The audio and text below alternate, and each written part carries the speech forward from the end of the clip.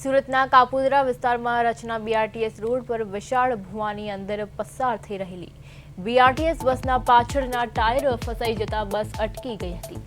પ્રાથમિક માહિતી મુજબ ભુવો અંદાજે 30 થી 35 ફૂટ ઊંડો અને 45 થી 50 ફૂટ પહોળો છે, જેના કારણે આખી બસ સમાઈ જાય તેવી સ્થિતિ સર્જાઈ હતી। સ્થાનિકોના જણાવ્યા અનુસાર થોડા સમય પહેલા જ આ સ્થળે ડ્રેનેજ લાઇનનું કામ કરવામાં આવ્યું હતું અને તે જ ભાગનો રસ્તો બેસી જતા આ ભુવો પડ્યો છે। ઘટનાને લઈને સ્થાનિકોમાં રોષ જોવા મળી રહ્યો છે। સ્થાનિકોએ મેયરને અગાઉથી ફરિયાદ કરી હોવા છતાં તેઓ હજુ સુધી સ્થળની મુલાકાતે ન પહોંચ્યા હોવાનો આક્ષેપ કર્યો છે। સ્થાનિકોએ આ ઘટનાને ભ્રષ્ટાચારનું ભુવો ગણાવી જવાબદારો સામે કડક કાર્યવાહી કરવાની માંગ ઉઠાવી છે।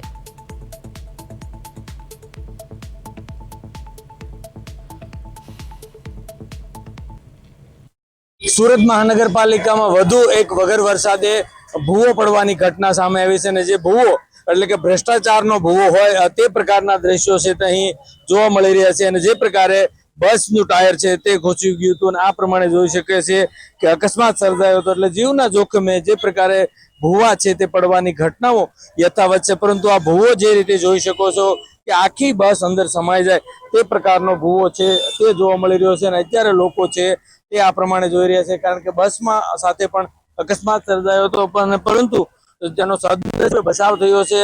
રિક્ષાને ચાલકને પણ ઈજા થઈ છે, એટલે આ ભૂવાને કારણે લોકોને ક્યાંક સામાન્ય અને નિર્દોષ લોકો ભોગ બને છે અને આ પ્રમાણેની ઘટના સુરતમાં વારંવાર બને છે। ત્યારે સ્થાનિકો સાથે વાત કરીશું। શું કહેશો, જે પ્રકારે ભૂવાની ઘટના તમારા સ્થાનિકમાં છો, તમારે ધ્યાને ક્યારે આવ્યું? આજે વહેલા સવારે 5 વાગે, હું તો અહીંયા છેલ્લા 10 વર્ષથી રહું છું વોર્ડ નંબર 4 વિસ્તારમાં। આજે વહેલા સવારે 5 વાગે એક બીઆરટીએસ બસ છે તે અચાનક જ આ ખાડામાં દસરાઈ આવી। એ તો સ્થાનિકોનો આભાર માનો કે જેને પોતપોતાની મહેનતથી જીવ બચાવ્યો। આટલી ઘટના બની 4 થી 5 કલાક થઈ ગયા છે, પણ ભાજપના એક પણ નેતા અહીંયા જોવા નથી મળ્યા, કોર્પોરેટર પણ જોવા નથી મળ્યા। આ ભ્રષ્ટાચાર, એસએમસી ના અધિકારીઓના ભ્રષ્ટાચારના પાપે આટલો મોટો ભૂવો પડ્યો છે ને એનો ભોગ સામાન્ય જનતા બને છે। વારંવાર આવી ઘટના બને છે। વરસાદ જતો રહ્યો, હજુ તો પૂરની પરિસ્થિતિમાંથી લોકો બહાર નથી આવ્યા, ત્યાં તો અહીંયા આટલો મોટો લોકોનો જીવ જતો રહે એટલો મોટો ભૂવો પડ્યો, આખી બસ ધસરાઈ ગઈ, એક રિક્ષા ચાલકને પણ ઈજા થઈ છે। લોકો ખૂબ જ ત્રાહિમામ થઈ ગયા છે। હવે તો આ ભ્રષ્ટાચારી આ જે અધિકારીઓ છે તેમને કાયદેસરની તેમની ઉપર કાર્યવાહી થવી જોઈએ, મારી તો એવી માંગ છે।